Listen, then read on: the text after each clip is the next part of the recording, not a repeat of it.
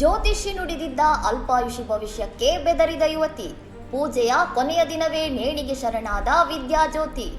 ಬೆಂಗಳೂರಿನ ಬಾಗಲಗುಂಟೆಯ ಎಂಇಐ ಲೇಔಟ್ನಲ್ಲಿ ವಾಸವಿದ್ದ 29 ವರ್ಷದ ವಿದ್ಯಾಜ್ಯೋತಿ ಎಂಬ ಯುವತಿ ಜ್ಯೋತಿಷಿಯ ಮಾತಿನಿಂದ ಖಿನ್ನತೆಗೆ ಒಳಗಾಗಿ ಆತ್ಮಹತ್ಯೆ ಮಾಡಿಕೊಂಡಿದ್ದಾರೆ.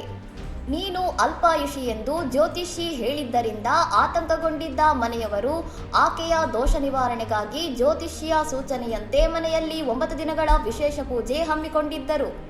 ಪೂಜೆಯ ಕೊನೆಯ ದಿನದಂದು ಮಾರಮ್ಮ ದೇವರಿಗೆ ತಾಳಿ ನೀಡುವ ಶಾಸ್ತ್ರವಿತ್ತು. ಮನೆಯವರೆಲ್ಲರೂ ಸಂಭ್ರಮದಿಂದ ಸಿದ್ಧತೆ ನಡೆಸುತ್ತಿದ್ದಾಗಲೇ ವಿದ್ಯಾ ತನ್ನ ರೂಮಿನೊಳಗೆ ಹೋಗಿ ನೇಣು ಬಿಗಿದುಕೊಂಡಿದ್ದಾಳೆ. ಖಾಸಗಿ ಕಂಪನಿಯಲ್ಲಿ ಕೆಲಸ ಮಾಡುತ್ತಿದ್ದ ವಿದ್ಯಾಜ್ಯೋತಿ ಕೊಡಗು ಮೂಲದ ಯುವಕನನ್ನು ಪ್ರೀತಿಸುತ್ತಿದ್ದಳು. ಇಬ್ಬರ ಮದುವೆಗೆ ಎರಡೂ ಕುಟುಂಬದವರು ಒಪ್ಪಿಗೆ ನೀಡಿ ಸಿದ್ಧತೆ ಕೂಡ ಮಾಡಿಕೊಳ್ಳಲಾಗಿತ್ತು. ಸದ್ಯ ಬಾಗಲಗುಂಟೆ ಪೊಲೀಸರು ಸ್ಥಳಕ್ಕೆ ಭೇಟಿ ನೀಡಿ ಪ್ರಕರಣ ದಾಖಲಿಸಿಕೊಂಡಿದ್ದು, ಮೃತದೇಹವನ್ನು ಮರಣೋತ್ತರ ಪರೀಕ್ಷೆಗಾಗಿ ವಿಕ್ಟೋರಿಯಾ ಆಸ್ಪತ್ರೆಗೆ ರವಾನಿಸಿದ್ದಾರೆ. ಇನ್ನಷ್ಟು ಸುದ್ದಿಗಳಿಗಾಗಿ ನೋಡ್ತಾ ಇರಿ ಸೌರಂ ಟಿವಿ.